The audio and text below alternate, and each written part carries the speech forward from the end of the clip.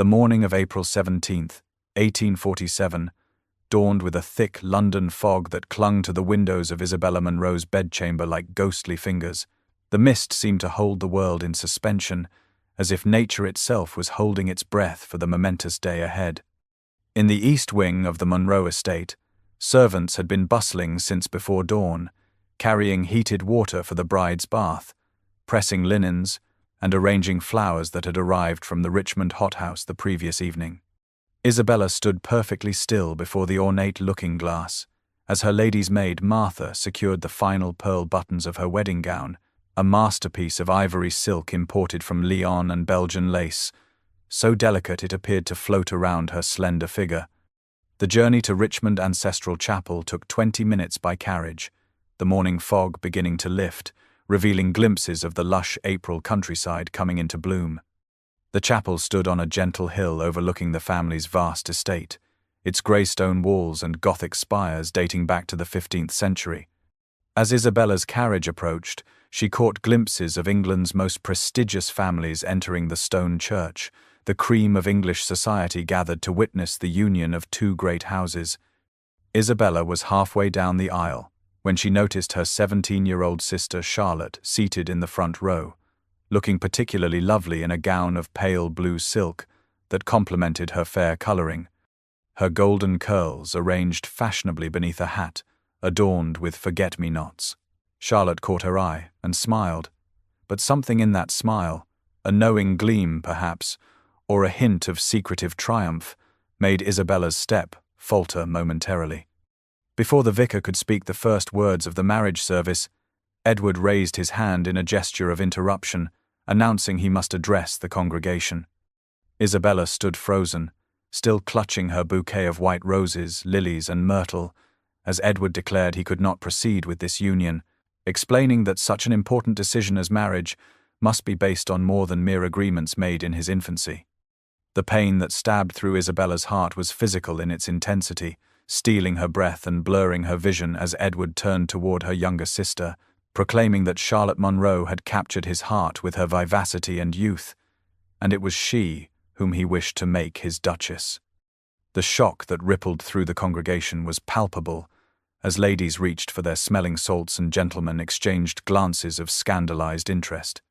With dignity she hadn't known she possessed, Isabella handed her bouquet to Martha, unfastened the pearl necklace from her throat, and held it out to Edward, saying, "I believe this belongs with your chosen duchess." She then turned to Charlotte, who at least had the grace to lower her eyes momentarily, wishing her joy of her choice before gathering her elaborate train over one arm and walking back down the aisle alone, each step measured and dignified, despite the whispers that followed her like poisonous fog. Outside, away from curious eyes, Isabella finally allowed herself to stumble, the April sunlight seeming a mockery of the darkness that had descended upon her life as Martha rushed after her with a cloak, suggesting they go to Aunt Agatha's townhouse in London rather than face her father's disappointment at home. The carriage journey from Richmond estate to London was a blur of green countryside, gradually giving way to the sprawling metropolis. Isabella sat in numb silence, her wedding gown a cruel reminder of all she had lost. As London's buildings began to appear, the reality of her situation settled upon her shoulders like a physical weight. She was no longer a bride-to-be, no longer the future Duchess of Richmond. She was now something far worse in Victorian society, a woman rejected, an object of pity and gossip. By the time the carriage rolled onto the cobblestones of Grosvenor Square, Isabella had composed her exterior, though her heart still thundered with pain and humiliation. Aunt Agatha's London townhouse stood as a dignified testament to refined independence, its white Portland stone facade and black wrought-iron railings setting it apart from its neighbours. Unlike most women of her station, Lady Agatha Harcourt had never married, choosing instead to live by her own means after inheriting a substantial fortune from her father. At 62, she had long since ceased to care about society's whispers regarding her unmarried state. The carriage door opened, and Isabella found herself face to face with Aunt Agatha herself, who had apparently been watching from her drawing-room window. Tall and angular, with silver hair arranged in an unfashionably simple style, Lady Agatha Harcourt cut an imposing figure on her doorstep. Her sharp eyes took in Isabella's wedding attire, the carriage devoid of wedding guests, and her niece's devastated expression. With the quick intelligence that had allowed her to navigate society on her own terms for decades, she pieced together the situation immediately, declaring it absolutely disgraceful while helping Isabella from the carriage. In the privacy of Aunt Agatha's sitting room, with its comfortable furnishings and walls lined with books rather than the fashionable silk wallpaper found in most Mayfair homes, Isabella finally allowed her rigid posture to crumble, removing her veil with trembling hands and whispering that all of London would know by evening that Edward Richmond rejected her at the altar for Charlotte. "How can it pass, Aunt?" she asked when she was ruined. Aunt Agatha scoffed, removing her spectacles to polish them vigorously, insisting ruined was hardly the word, that Isabella was merely freed from a most unfortunate match. When Isabella expressed disbelief, her aunt asked if she had truly loved Edward Richmond, not the idea of him or the role he represented, but the man himself. The question caught Isabella off guard.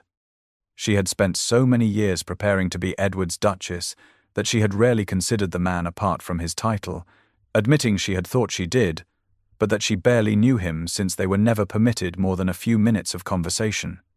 "Precisely," Aunt Agatha nodded decisively, pointing out that Isabella had been prepared to marry a stranger. A handsome stranger with an impressive title, certainly, but a stranger nonetheless, and, based on his actions, a rather contemptible one.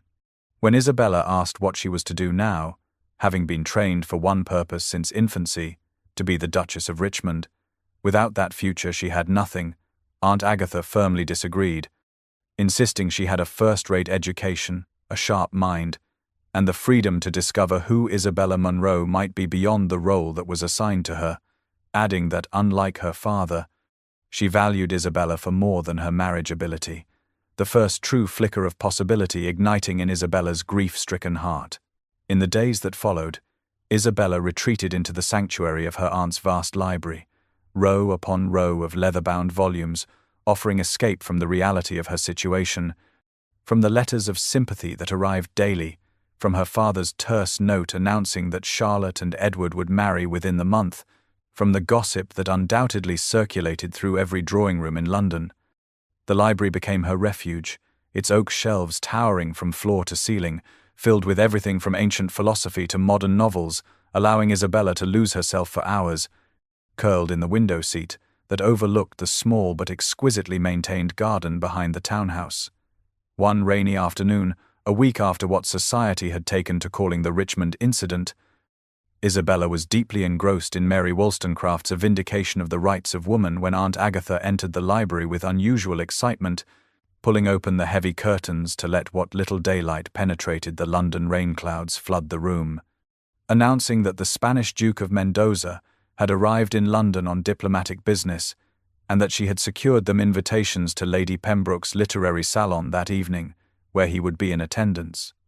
Despite her reluctance, Isabella found herself dressed in a simple gown of deep blue silk that evening, its modest cut and minimal embellishment, a stark contrast to the elaborate wedding dress that now lay wrapped in tissue paper in the back of her wardrobe. Lady Pembroke's salon was held in the tastefully appointed drawing-room of her townhouse on Berkeley Square, an intimate gathering of only 20 guests assembled to discuss literature and ideas rather than gossip and marriage prospects. Still, Isabella felt the weight of curious glances as she entered the room on her aunt's arm, but kept her chin high, drawing on reserves of dignity she hadn't known she possessed. To her surprise, most guests seemed genuinely engaged in literary debate rather than in her scandal, and she found herself drawn into a conversation about Byron's Childe Harold with an elderly professor from Oxford and a middle-aged woman who had published several volumes of poetry under a male pseudonym. The discussion was stimulating, requiring enough concentration that Isabella momentarily forgot her personal troubles until a deep voice with a distinct Spanish accent interrupted, offering a different perspective on Byron's work. Isabella turned to find herself looking up into the most striking face she had ever encountered, the man who addressed her standing tall with olive skin, intelligent dark eyes, and features that appeared to have been sculpted by a Renaissance master. Lady Pembroke introduced him as Alejandro de Mendoza, Duke of Valencia, And unlike most English aristocrats who treated such gestures as perfunctory social requirements, there was a fluid grace to his bow that suggested genuine respect. When he complimented her defense of Byron's Childe Harold, Isabella felt colour rise to her cheeks, for after weeks of pitying glances and whispered conversations, to be addressed as an intellectual equal was unexpectedly refreshing.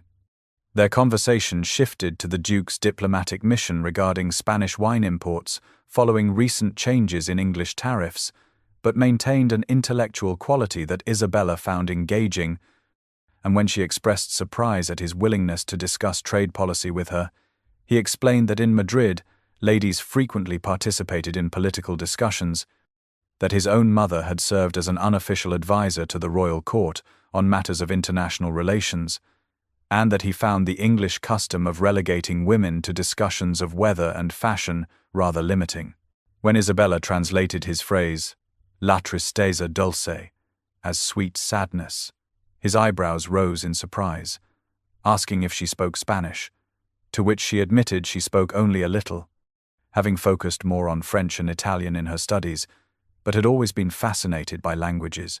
For the first time since her wedding day, Isabella felt the ghost of a genuine smile touch her lips as the Duke replied that her Spanish was still impressive, and perhaps she might help him better understand some English idioms during his stay in London, his dark eyes holding hers for a moment longer than propriety strictly allowed, intellectual stimulation gradually replacing her social anxiety, as Isabella began to see herself differently through the Duke's appreciative gaze. As the days passed, Isabella found herself thinking of her conversation with the Spanish Duke more often than she cared to admit, the memory of his respectful attention to her opinions providing a soothing counterpoint to the whispers and pitying glances she still encountered whenever she ventured beyond Aunt Agatha's sanctuary. The morning after their meeting at the literary salon, a formal note arrived requesting the pleasure of her company for a visit to the British Museum the following day, if Lady Harcourt would be so kind as to provide chaperonage. Isabella was surprised both by the invitation and by her own eagerness to accept, choosing a walking dress of forest green for the occasion, a colour she had always favoured for its subdued elegance, but rarely wore in her previous life, when pastel colours more suitable for a young lady seeking marriage had dominated her wardrobe. The Duke was waiting at the museum entrance, his tall figure commanding attention despite the simplicity of his attire, and Isabella observed a flash of admiration in his eyes as she descended from the carriage that sent an unfamiliar warmth coursing through her veins. They moved slowly through the crowded galleries, pausing to admire ancient artifacts while Aunt Agatha followed at a discreet distance, the Duke proving a knowledgeable companion, sharing insights gained from his own travels, and listening with genuine interest to her observations. When they reached the Roman gallery, Isabella found herself describing the education she had received, which had been comprehensive by the standards set for young ladies, but always directed toward making her an ornamental duchess rather than a truly educated person, and to her surprise, Alejandro responded with neither condescension nor pity, but with thoughtful questions that treated her intellectual development as worthy of serious consideration. In Spain, he told her as they paused, before a particularly fine marble bust, we have a saying, Val buen entendimiento más que grandes riquezas. A good understanding is worth more than great riches, though I imagine many in English society would disagree, to which Isabella replied that many in Spanish society likely would as well, prompting a wry smile from the Duke. As they continued their tour, Alejandro asked about her unusual name, and Isabella explained it had been chosen by her mother, who had harbored romantic notions about Spanish and Italian culture, opening a door for him to speak of his own background, including the loss of his parents in a boating accident when he was 14, which had left him to inherit the dukedom far too young, with only his grandfather's guidance to see him through. "May I be bold, Miss Monroe?" Alejandro asked suddenly as they paused beneath the museum's grand dome, and when Isabella granted permission, he continued, "I know of your recent situation.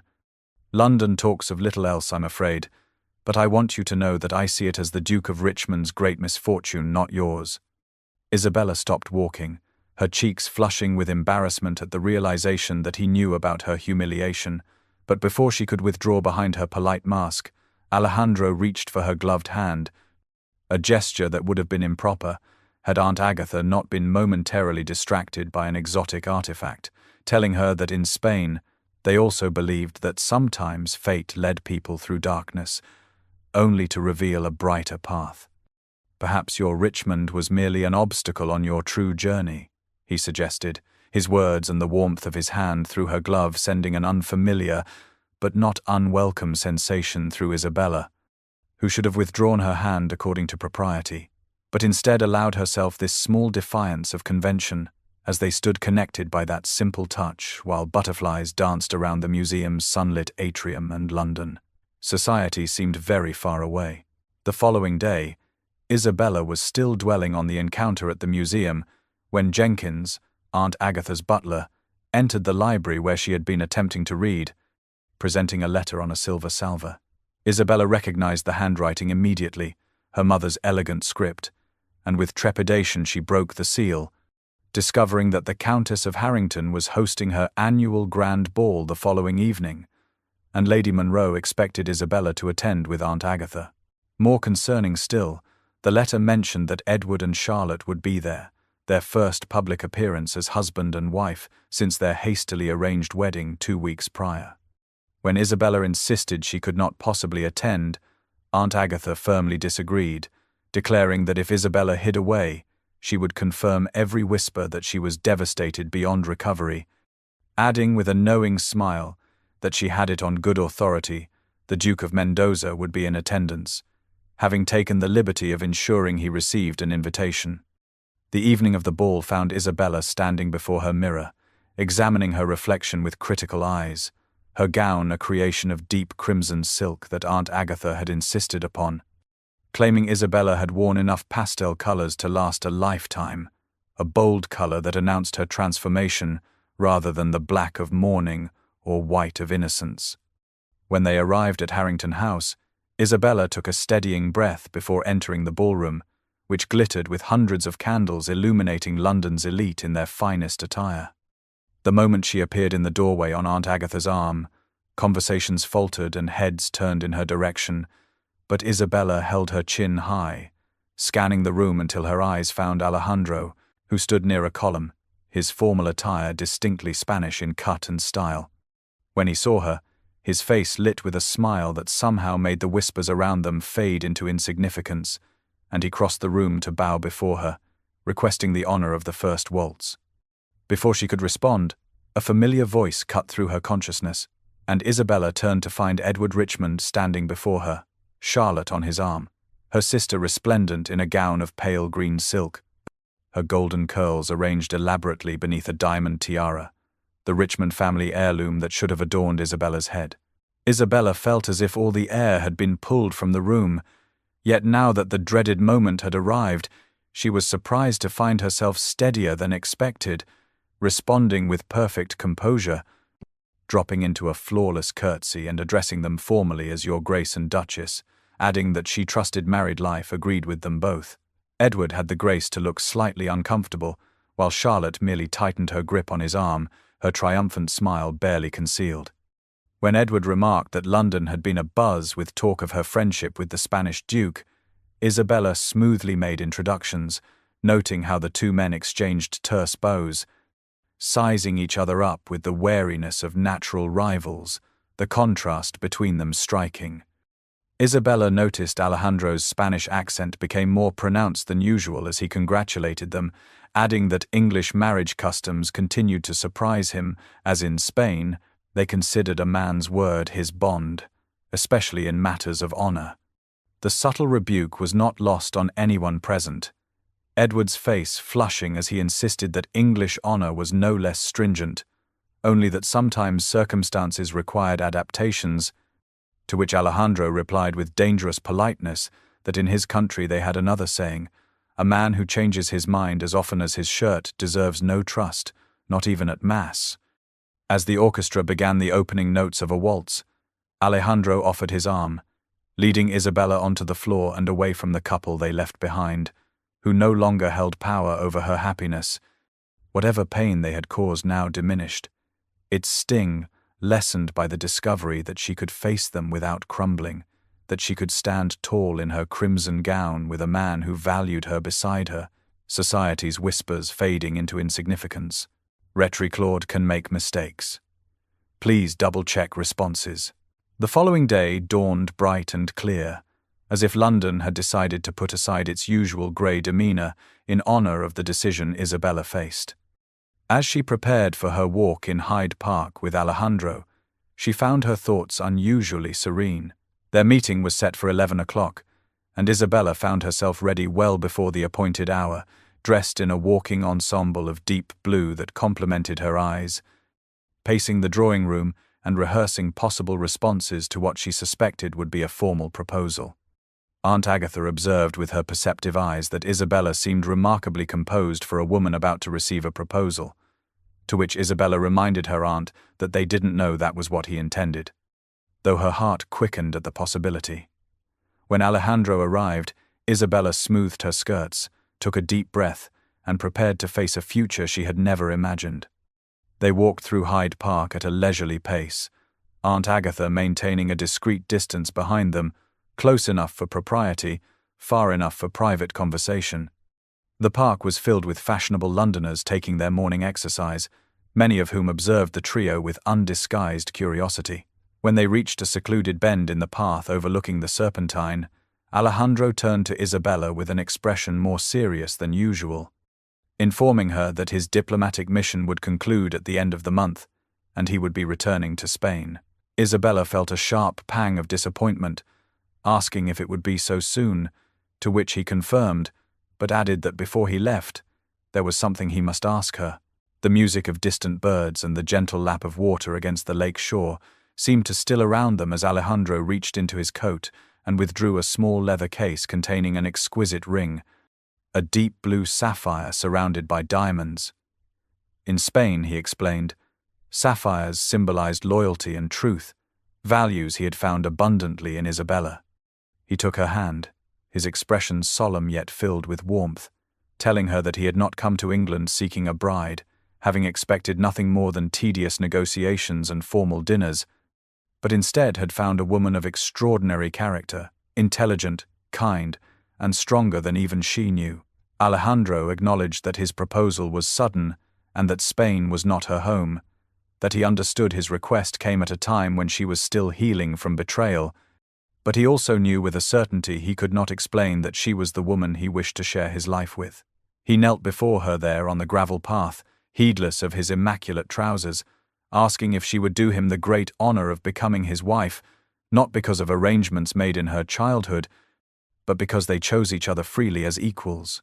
Isabella looked into the eyes of the man before her, feeling a perfect clarity in that moment, as she realized the answer had been forming in her heart since their first meeting. For Alejandro had entered her life when she believed herself defined by rejection and had instead helped her discover her own worth beyond the role she had been raised to fill. In just a few short weeks, Isabella had begun to shed the layers of conditioning that had shaped her entire existence, glimpsing with him the possibility of a life built on mutual respect and genuine affection rather than duty and social expectation. "Yes," she whispered. Then more firmly, "Yes, I will marry you, Alejandro." His face transformed with joy as he rose to slip the ring onto her finger, declaring it fit perfectly, as if made for her hand alone. From behind them came the sound of applause as Aunt Agatha, abandoning all pretense of not eavesdropping, approached with a broad smile, declaring she had begun to fear she would need to drop more obvious hints. As they walked back through the park, Isabella was conscious of the curious glances directed their way, knowing by evening all of London would know that the woman rejected by one duke had captured the heart of another, more distinguished one, but for her, the true story was far more significant than any gossip could capture, for in choosing Alejandro and being chosen by him, she had taken the first step toward defining herself on her own terms. The wedding preparations proceeded with remarkable speed, guided by Aunt Agatha's efficient hand. A small ceremony at St. George's in Hanover Square was arranged for the first week of June, allowing just enough time for a proper announcement and the gathering of necessary documents, but not so long that London society would have excessive opportunity to speculate or interfere. As the wedding day approached, Isabella found herself settling into a strange new reality, her days filled with selecting a modest but elegant trousseau suitable for the Spanish climate, studying books about her future home, and practicing her Spanish with Alejandro's patient guidance. 3 days before their wedding, an unexpected visitor arrived at Lady Harcourt's townhouse. The butler announced with evident disapproval that the Duke of Richmond requested an audience with Miss Monroe, specifying that he was alone. Isabella exchanged a look with her aunt, who nodded grimly, and decided this was a conversation she needed to have alone to properly close that chapter of her life. Edward stood stiffly by the window when Isabella entered the parlour, his back to the door as he gazed out at the square. The afternoon sun illuminated his golden hair and broad shoulders, the same figure that had once dominated her dreams and expectations. He turned at the sound of the door, and she was struck by how diminished he seemed compared to her memories, still handsome, still aristocratic, but somehow less imposing than the man who had occupied her imagination for years. Edward began formally, correcting himself from Isabella to Miss Monroe, thanking her for agreeing to see him. Isabella maintained a polite distance, deliberately keeping her left hand with Alejandro's sapphire ring visible as she clasped her hands before her, asking what brought him there, as his gaze flickered to the ring before returning to her face. He offered congratulations on her engagement, noting that the Duke of Valencia was well respected in diplomatic circles, but when Isabella observed this was hardly why he had come, Edward admitted he wanted to speak privately to explain. Isabella interrupted gently that there was no need, as his actions at their wedding had been explanation enough. A flicker of the old Edward, imperious and slightly impatient, crossed his face before he challenged her, asking if she truly understood why he had made that choice. Isabella studied him, seeing for the first time the insecurity beneath his aristocratic bearing, realizing that Edward Richmond, Duke of Richmond, had never in his life had to explain himself to anyone, especially not to a woman, so the fact that he felt compelled to seek her out revealed more about his character than any explanation he might offer. With calm clarity, she told him she believed she understood, that Charlotte was younger, more vivacious, perhaps more biddable, representing a better opportunity to secure his bloodline with numerous heirs, a practical choice for a man concerned primarily with practical matters. Edward looked taken aback, observing that she had changed, which Isabella simply acknowledged was true. After an awkward pause, Edward revealed the real reason for his visit, explaining that Charlotte was not well, that the transition to duchesshood had been difficult for her, as she struggled with the responsibilities and expectations. When he noted that Isabella had been trained for that role her entire life and would have managed it flawlessly, adding that he now realized he had perhaps acted hastily, Isabella regarded him with newfound clarity, asking directly if he was suggesting he regretted his choice. When Edward did not answer, Isabella felt a surge of emotion, not the heartbreak or vindication she might once have expected, but a profound sense of closure. 3 months ago, she told him softly, "Those words would have meant everything to me, but today they mean nothing at all."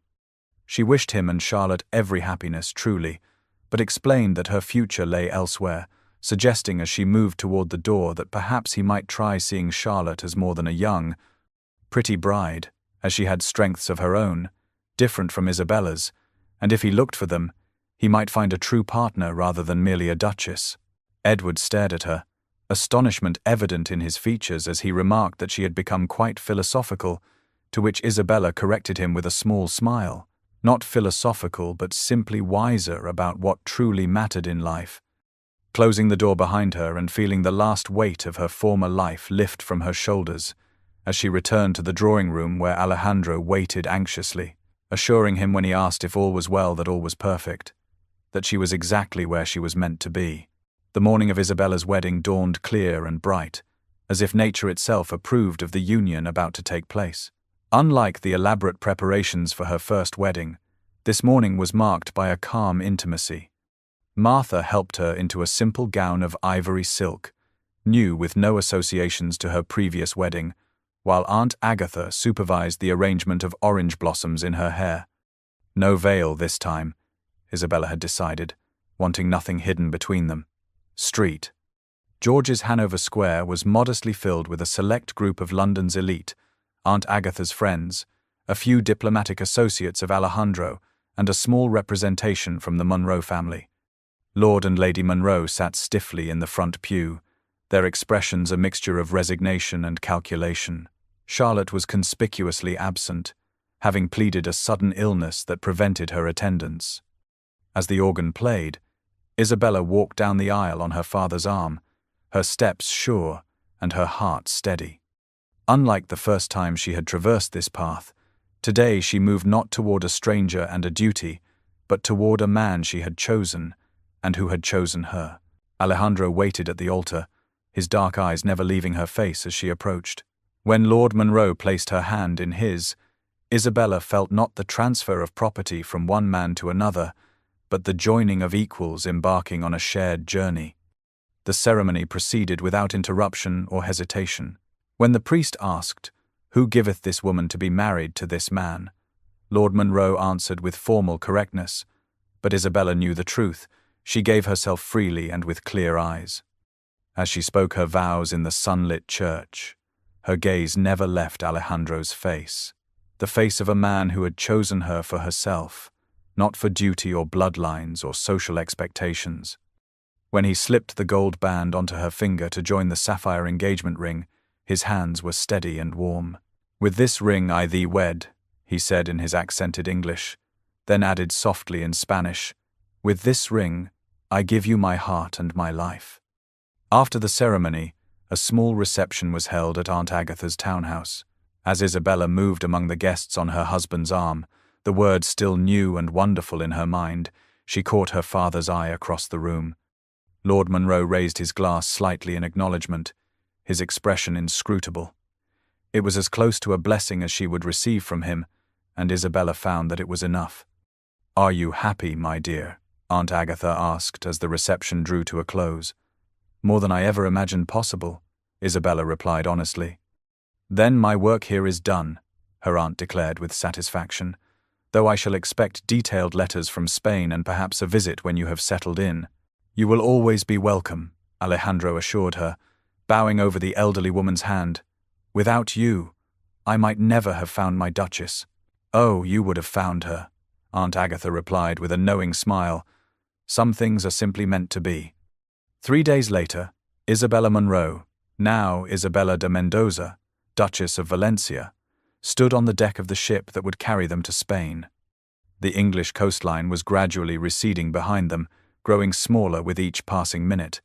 Alejandro joined her at the rail, his arm secure around her waist as he asked if she had any regrets. Isabella looked up at him, this man who had recognized her worth when she had nearly forgotten it herself, and replied with perfect honesty, "None. England was my past, but you are my future."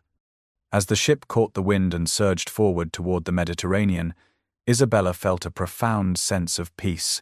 The path that had seemed so fixed from her infancy had taken an unexpected turn, leading her not to the life she had been prepared for, but to the one she was meant to live. The southern Spanish sun would be different from London's gentle light. The language, customs, and expectations of her new homeland would challenge her in ways she had never anticipated. But with Alejandro by her side, Isabella faced this new chapter, not with fear, but with excitement. She had entered the world as a girl promised to a duke since birth. She left England as a woman who had chosen her own destiny, and in that choice, Isabella Monroe, now Isabella de Mendoza, Duchess of Valencia, had found not just love, but her true self. The voyage to Spain took 8 days, during which Isabella discovered she had an unexpected affinity for sea travel. While many of the passengers remained in their cabins, suffering from seasickness, she spent hours on deck, fascinated by the ever-changing face of the ocean and the vast expanse of sky above them.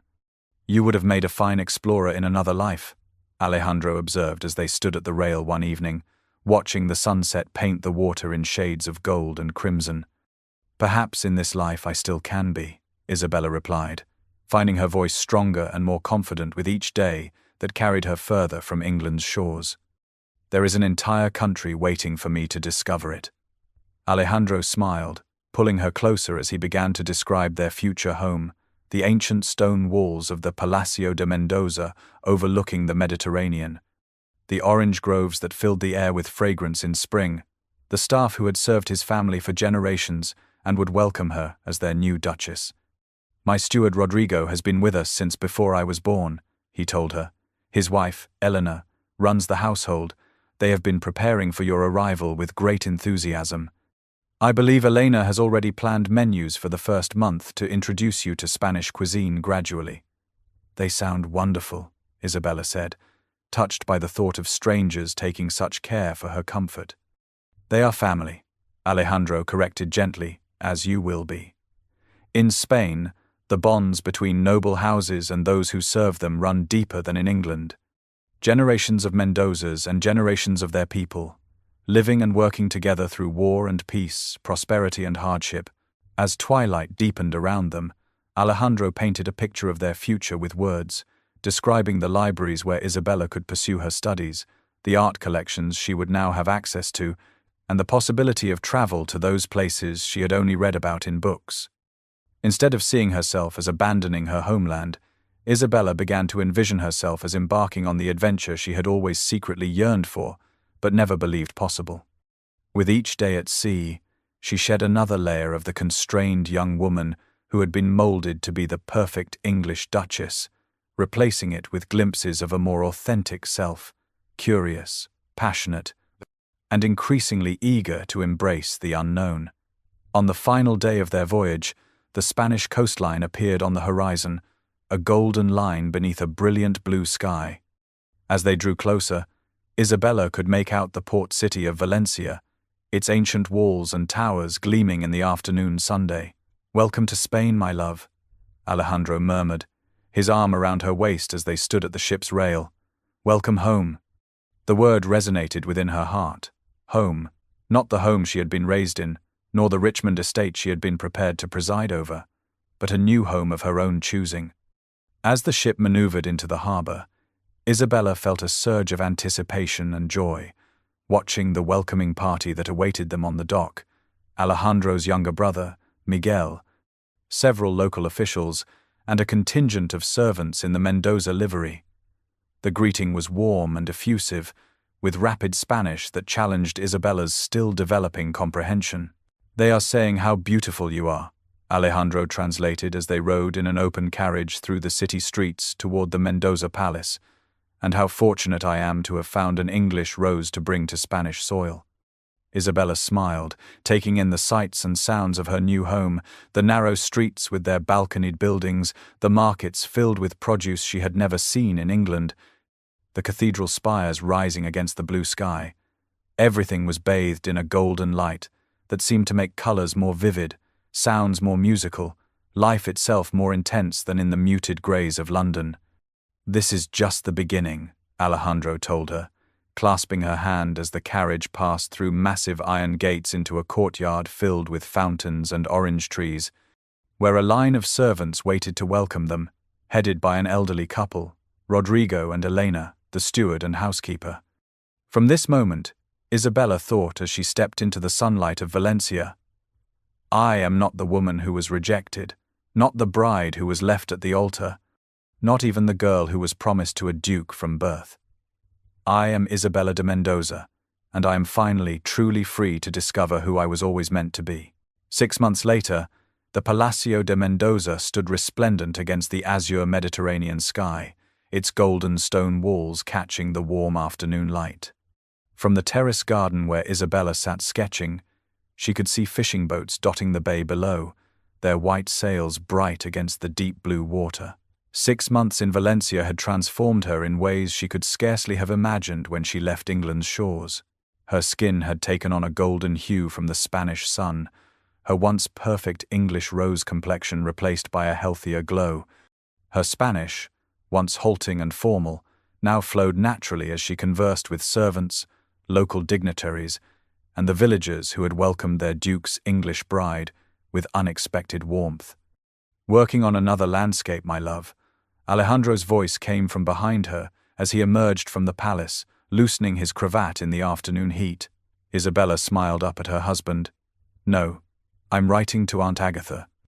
He settled beside her on the stone bench, glancing at the lengthy letter filled with her neat handwriting, asking how the formidable Lady Harcourt was doing. "Thriving as always," Isabella replied with a fond smile. "She writes that she's considering visiting us next spring. Apparently London society has grown tediously predictable in my absence." Alejandro chuckled, saying he looked forward to it, and that her aunt's observations on Spanish customs would undoubtedly be entertaining. Isabella set aside her writing, turning fully toward her husband as he mentioned that her letter had also brought news of the Richmonds. Charlotte was with child, due in the summer, and had surprised everyone by taking a keen interest in the management of the Richmond estates. Aunt Agatha wrote that she was quite transformed from the flighty girl she once was. "And how does this news make you feel?" Alejandro asked gently. Isabella considered the question honestly, finally answering that she was truly happy for her sister, explaining that they were both shaped by their father's ambitions, though in different ways, and perhaps Charlotte, like her, simply needed the freedom to discover her own strengths. Alejandro reached for her hand, his thumb brushing over the sapphire ring that now shared her finger with a wedding band of Spanish gold, observing that she had a generous heart. "I have a full one," she corrected him with a smile. "It's easier to be generous when one wants for nothing." A servant approached, bowing respectfully to announce that the delegation from Madrid had arrived. As they prepared to meet their guests, Isabella reflected on how her education had finally found true purpose.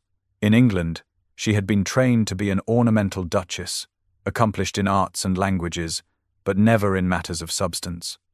Here in Spain, Alejandro had encouraged her to apply her intelligence to practical matters, valuing her perspective on everything from agricultural improvements to diplomatic relations.